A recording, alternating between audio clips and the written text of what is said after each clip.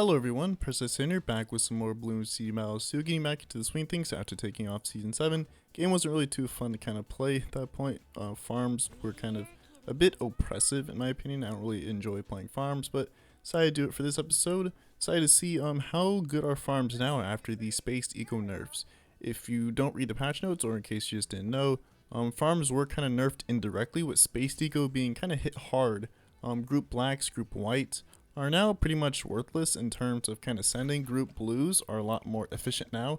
A lot of people are kind of complaining that this doesn't really hit farms anyway, and this only really hits eco. But I completely disagree. Yes, while it does hit eco players, they didn't really touch grouped eco. The only really bad thing is that it does hit, kind of round 6, group blacks and group whites and all that. But, I still do think that, it's a lot better now than kind of before.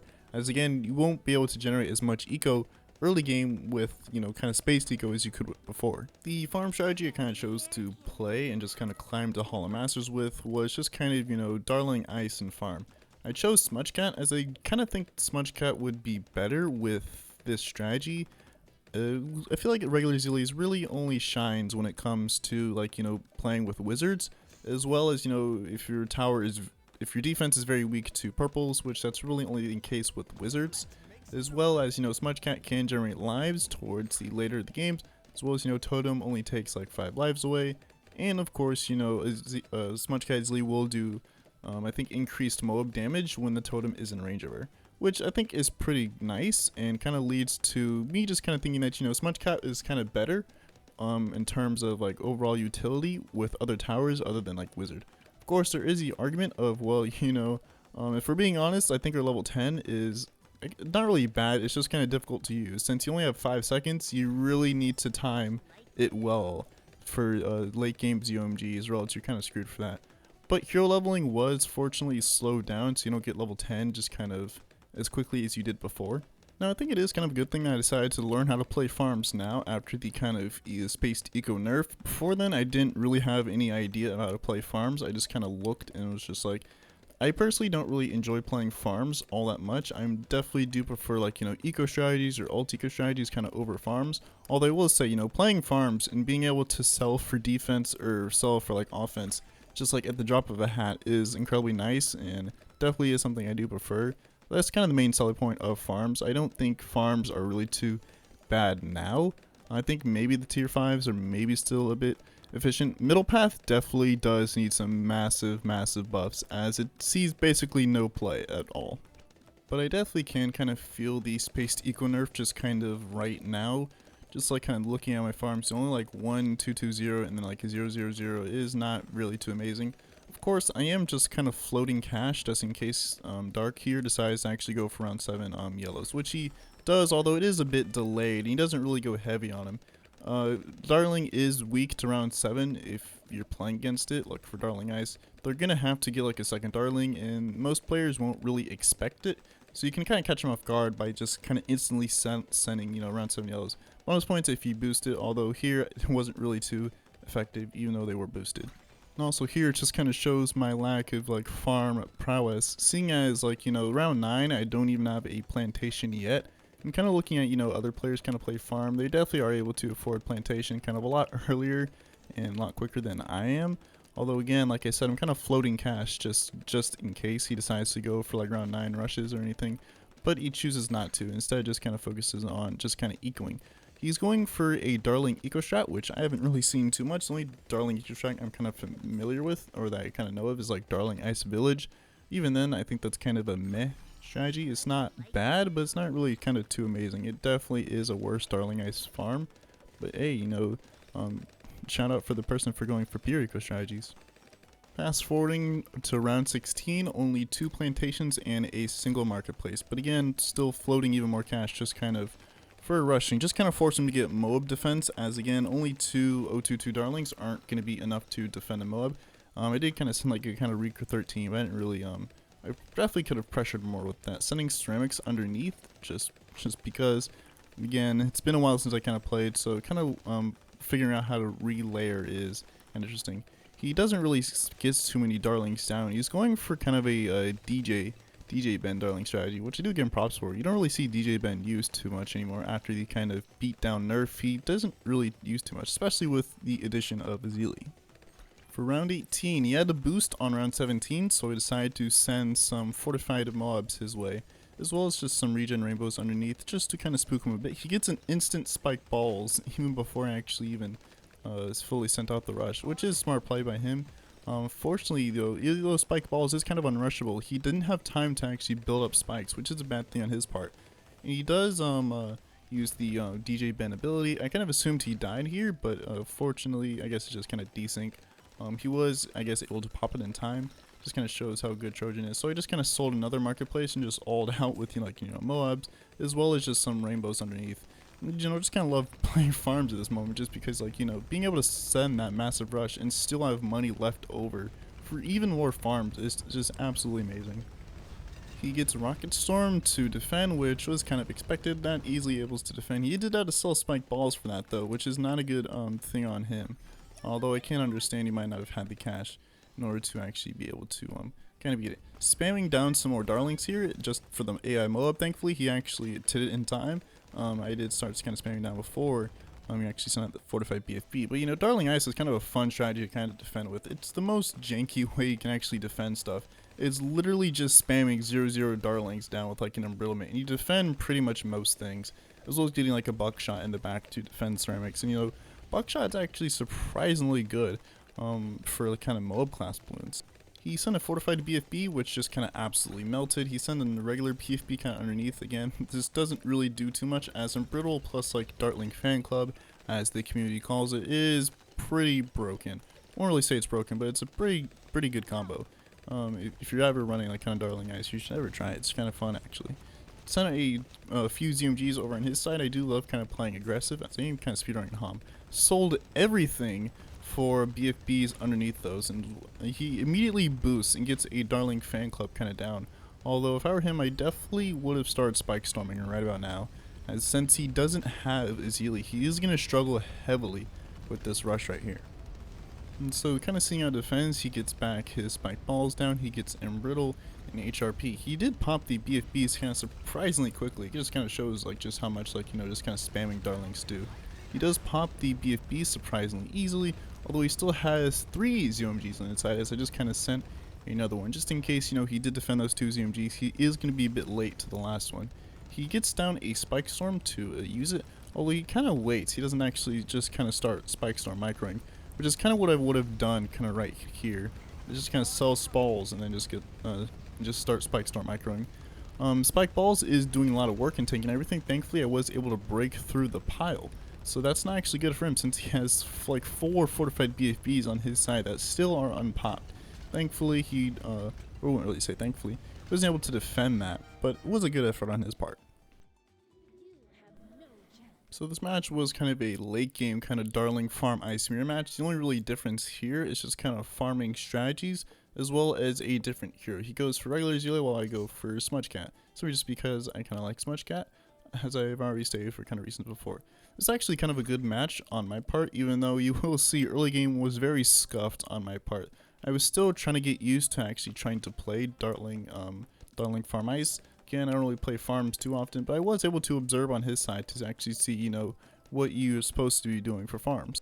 You might be wondering, how did I manage to screw up early game? Well, here is Exhibit A of many exhibits. Round 3, yellows, it was just awful. I greeted for a farm and wasn't able to afford powerful darts kind of in time. The price increase really did hurt me here. I didn't pressure with yellows on his side, so he was able to get away with just kind of a farm without actually having to, kind of do anything. I definitely should have sent some space yellows on his side. He was able to get that increased production upgrade faster than I was, so kind of behind in farms already, as well as down on lives. Thankfully, Smudge Cat does regenerate lives later on, so that was not really too big of an issue. And here comes Exhibit B of how again, just kind of really screwed up here. I greeted way too hard last round with getting a plantation. I was so desperate to catch up in farms, I ended up kind of forgetting that, oh hey, space rainbows are kind of a thing. Space rainbows with yellows later on top really did kind of screw me over there. I was kind of worried that Darlings were going to hit Pierce Capital, which they were, so I had to boost yet again, down to my last boost, and it's only round 13. which is not very good. I'm pretty sure this puts me behind in farms, and definitely puts me behind on boost as well. He definitely could have round 11'd. I would have had to maybe sell plantation in order to be able to afford a icicles. He does have icicles on his side, while I just kind of have a crowd cannon. Skipping forward to round 18, send him a fortified Moab. On my side, it kind of looks like I'm kind of ahead in farms, which I guess I am sort of, although he's saving up for BRF instead of going for kind of 2 central markets and then selling for Wall Street kind of later on. I'm wondering kind of which is more efficient. I'm assuming it's the BRF method, so just because, again, I have no idea how to kind of play farms, and just kind of playing by ear and just kind of mimicking what I've seen before. Although most of the footage I've kind of seen is kind of outdated now, seeing as, again, you know, Space Deagle was just kind of nerfed here. I would kind of like to see a spreadsheet of, like, you know, what is the most efficient eco-sense for kind of each round. So yeah, he going for BRF because he plans on skipping Wall Street and just going straight for Central. Me personally, I would kind of go for Wall Street still, simply just because having that 10k cash kind of buffer, in my opinion, is a lot better than just kind of going for the hyper efficient, you know, BC immediately. But that is just my opinion.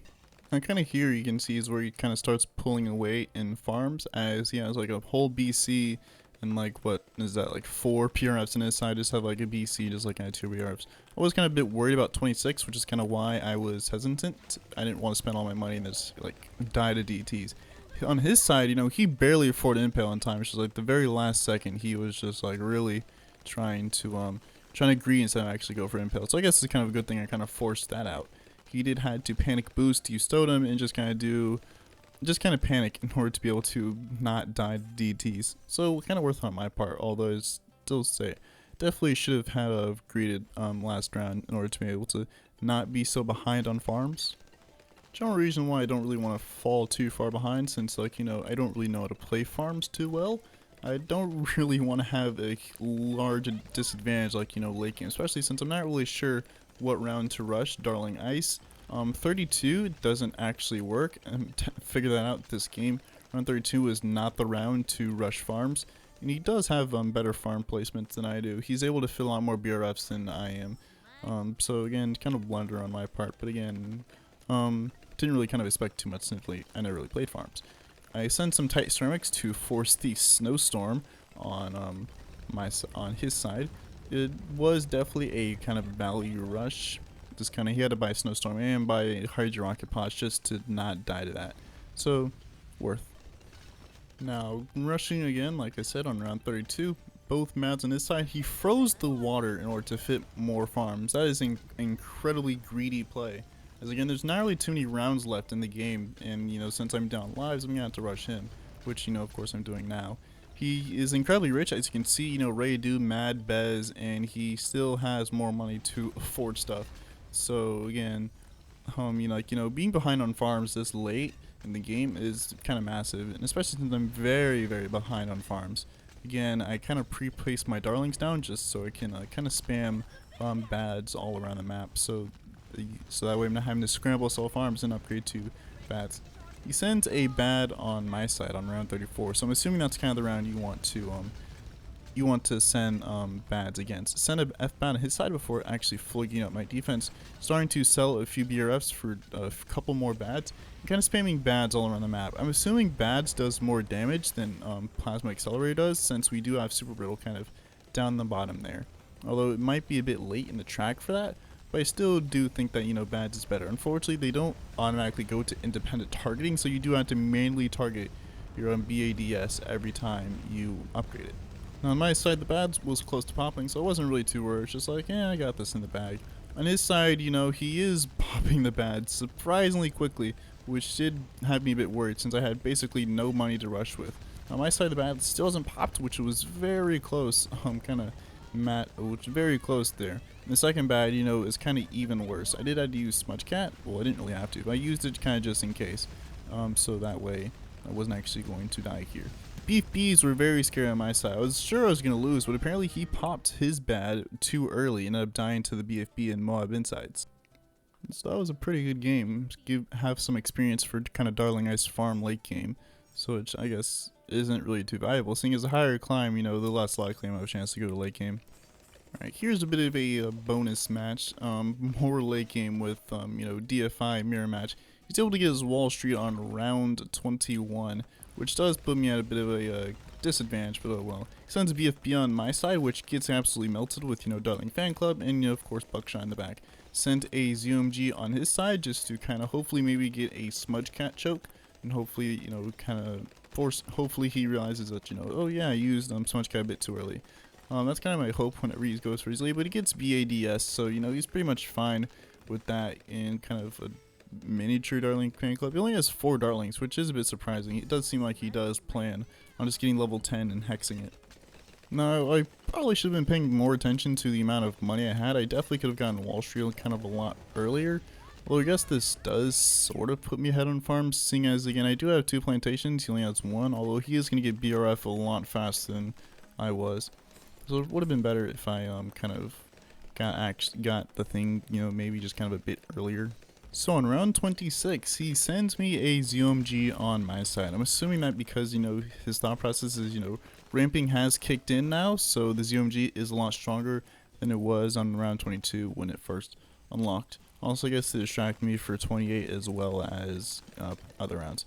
So here, kind of looking at the kind of new Moab skin damage phases, like I'm not really too familiar with them, so I wasn't really sure if I was actually kind of using them correctly. Thankfully, I just barely got Smudge Cat Zealy in time. I think it's like if I used it just like 1 second later, I definitely would have kind of screwed that up. But it does kind of show the power just plain 000 Dartlings have, which is kind of crazy. Although somehow I managed to end up way ahead in farms. He got his Banana Central on round 28, which is a bit too slow in my opinion.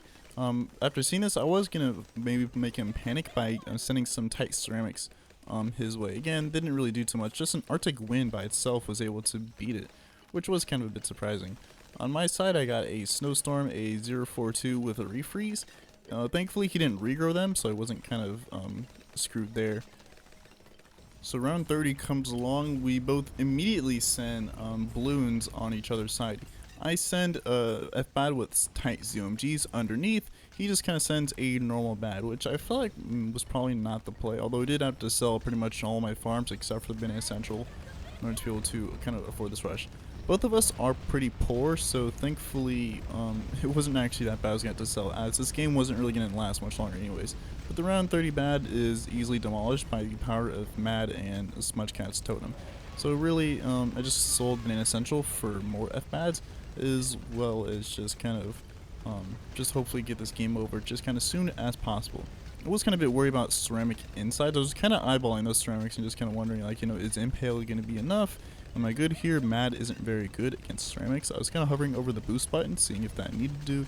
I ended up boosting, even though I ultimately didn't really need to, but thankfully on his side, he wasn't really going to be defending too much longer. He ends up popping the first Mad, which did have me a bit worried, although he only has a Mad and a Bez in the back, which does get Pierce capped and leaks ceramics on by. So thankfully, I was able to kind of win that match.